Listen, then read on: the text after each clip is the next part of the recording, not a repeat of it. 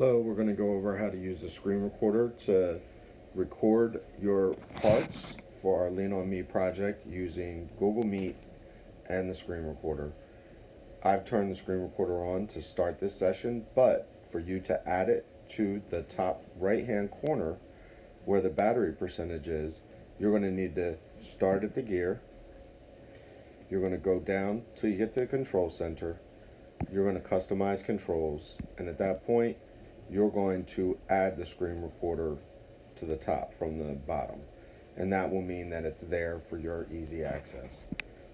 Once you get back to the regular screen, you're going to want to click on it, and when you hold it down, it allows you to turn the microphone on or off. You're going to need the microphone on for this. I think default is off, so you're going to want to click it on until it turns red so that you can start recording. Once you enter your Google Meet, you're going to have everything ready and you'll sing your parts.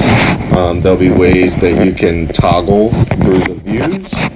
When you click the top three dots, it'll ask you which ways that you want it to go. If not, you can pick which member of the Meet that you want on the main screen, so you can toggle back and forth to who's actually singing. Sometimes it does it automatically based on the voice, but if you want a particular person to sing one part, then that may be a way to go.